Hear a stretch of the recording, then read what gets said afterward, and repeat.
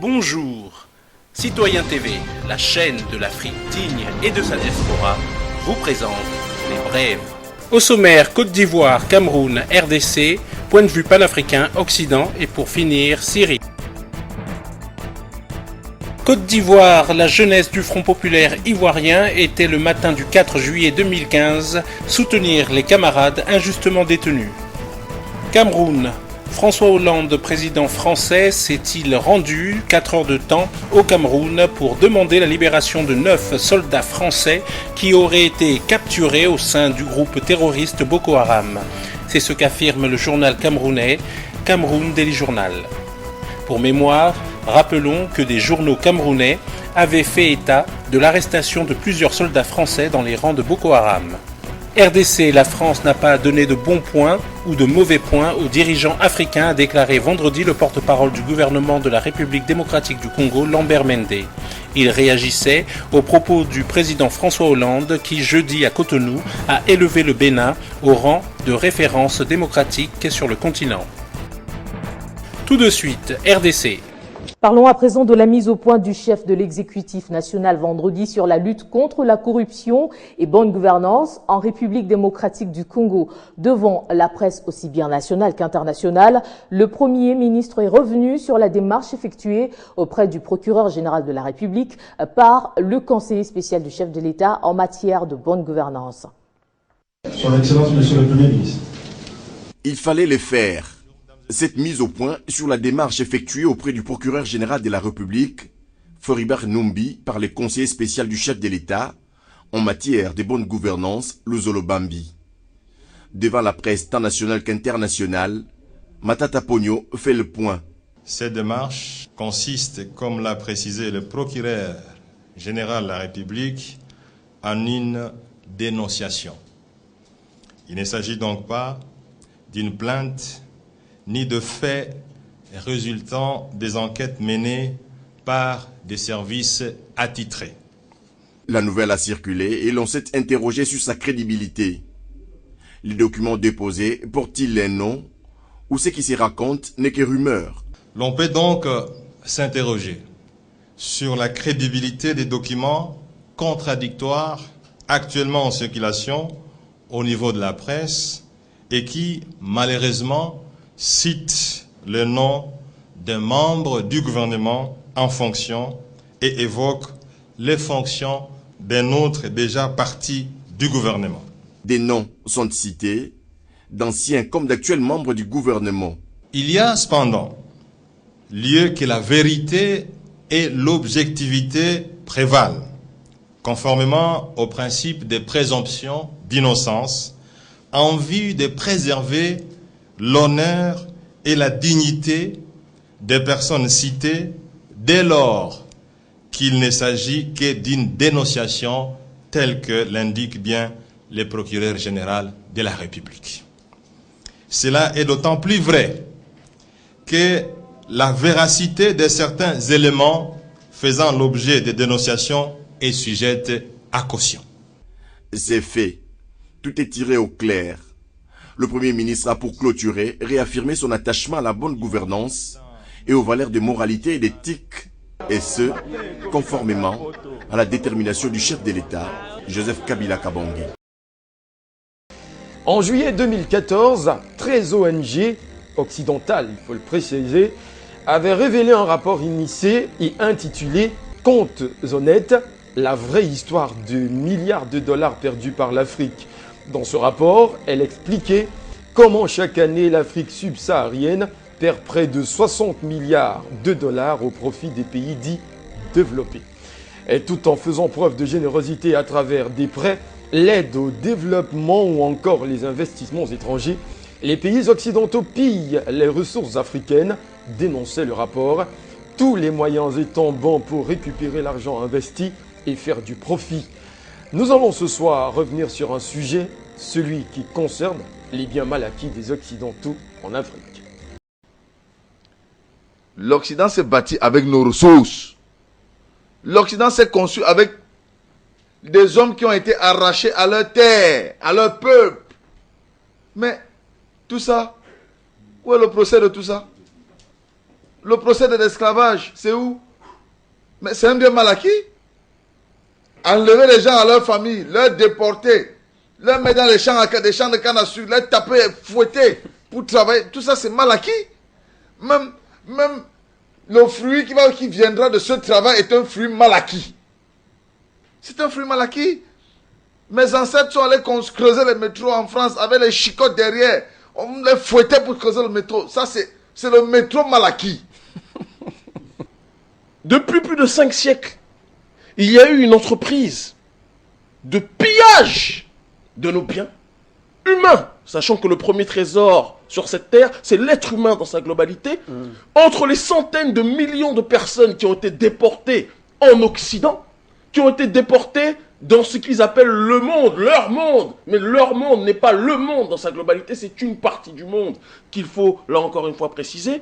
Des gens qui sont morts durant cette déportation, qui ont été jetés à la mer, ce sont des biens mal acquis qui ont été jetés, qui ont été perdus par la suite. Les gens que nous voyons aujourd'hui, lorsque l'on parle des afrodescendants, qui sont une partie importante de ces sociétés que l'on voit en Occident, sont encore une fois des éléments moteurs de ces sociétés qui sont eux aussi des biens mal acquis. Est-ce qu'il y a eu le dédommagement pour l'esclavage, pour la déportation, pour la colonisation, que lorsque l'on voit dans les Caraïbes qu'1% de la population, que sont les békés, qu'on appelle les descendants d'esclavagistes, possèdent 99% des richesses et que 99% de la population ne possède même pas 1% des richesses, est-ce que les biens mal acquis sur ce terrain-là, François Hollande ou les autres, viennent en parler chez nous?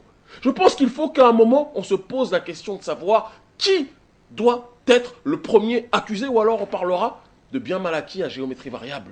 Et c'est toujours ça le véritable problème qu'il y a, c'est qu'on nous pose des concepts sur lesquels on peut discuter.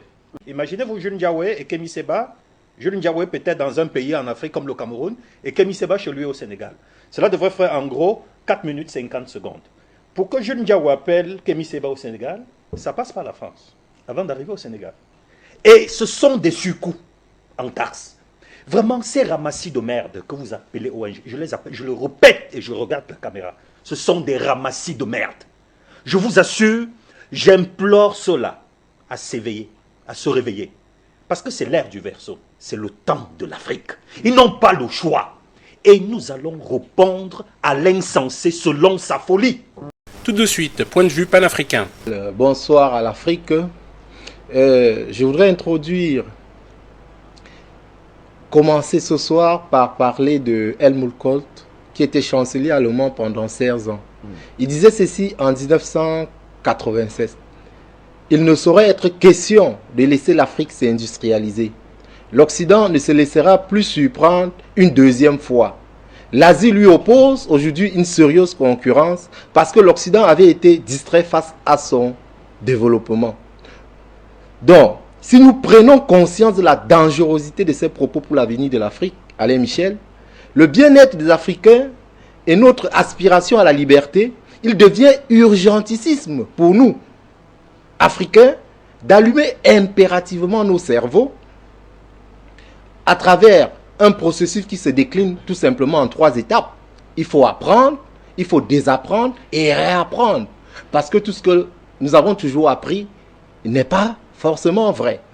Notre lutte n'a pas pour but d'haïr ou d'aimer les colons, les esclavagistes, les impérialistes ou les néocolons d'aujourd'hui.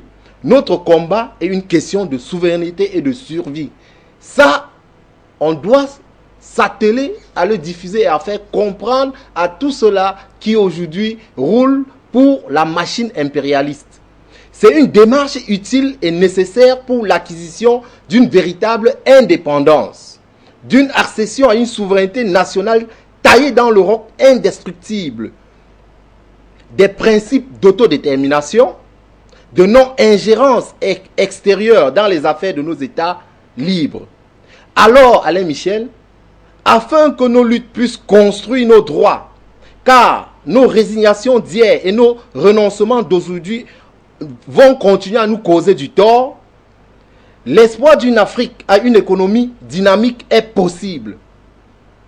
L'option pour l'Afrique prospère, industrialisée et maître de ses ressources et richesses est une certitude, Alain Michel. La vision que les compagnies aériennes africaines soient maîtres du ciel africain et partent à la conquête d'autres cieux, se traduisent en réalité concrète et aussi notre souhait.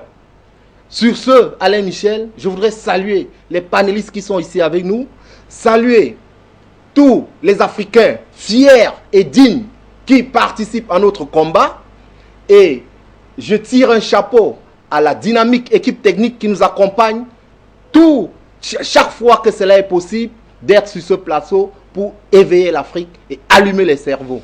Merci, merci. Occident et médias, trafic d'images. Les Grecs angoissés devant une banque fermée étaient en fait des journalistes. La question qui se pose est de savoir si ce style de désinformation peut-il être un jour condamnable juridiquement. Des journalistes français présentés par France TV Info comme des Grecs devant des distributeurs. Et pour finir, actualité en Syrie. Le ministère de l'Éducation annonce les résultats des certificats des examens secondaires. L'armée élimine des dizaines de terroristes dans plusieurs banlieues et détruisent leurs armes et leurs munitions. Les avions des Saouds ciblent des maisons et des infrastructures à Sanaa et l'armée yéménite vise aux missiles des positions saoudiennes. Dans la banlieue de Homs, les unités de l'armée et des forces armées ont détruit des caches des groupes terroristes au sud de Palmyre, à Soukhna, Wadi Abyad et à Rastan. Dans la banlieue de Daraa, l'armée a détruit 2 caches des organisations terroristes à Moualad, éliminant 6 terroristes au nord-ouest de Rariya. Dans la banlieue d'Alep, des unités de l'armée ont liquidé des terroristes Daesh et détruit leurs véhicules dans la périphérie de l'académie aérienne et à Menbej.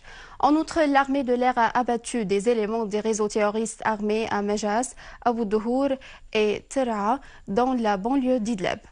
Dans la banlieue de Hama, l'armée de l'air a détruit des véhicules des réseaux terroristes armés et éliminé des dizaines de leurs éléments à Hamra. Des unités de nos forces armées en collaboration de la résistance libanaise entament une vaste opération dans la ville de Zabadani après avoir resserré l'étau sur les organisations terroristes retranchées dans la ville, et les unités progressent vers leur objectif sur plusieurs axes et infligent de grandes pertes aux terroristes en vie humaine et en équipement. Sur directive du président Bachar el-Assad, le président du Conseil des ministres, Dr Wael Halaqi, a inspecté nombre d'unités militaires positionnées sur les lignes avancées de la ville d'Alep. Il a pris connaissance du déroulement des opérations militaires. Les éléments des forces armées ont juré d'aller de l'avant en toute détermination et volonté dans la lutte contre le terrorisme. Dr Halaqi a visité les veillants soldats à l'hôpital militaire d'Alep qui ont participé au combat contre les terroristes mercenaires à la périphérie d'Alep et les ont expulsés après leur avoir infligé de grandes pertes. Le président du Conseil des ministres a rendu visite aux 2 associations de Nour et Nama et s'est informé des services octroyés aux citoyens. Halaqi a rencontré des personnalités sociales, religieuses, économiques et culturelles et des membres de l'Assemblée du peuple du gouvernorat d'Alep. Il a souligné lors de cette rencontre nombre de décisions et recommandations prises par la commission gouvernementale pour soutenir les activités économiques à Alep et donner un aperçu politique et économique sur les défis qu'affronte l'État syrien à l'ombre de la guerre terroriste takfiriste.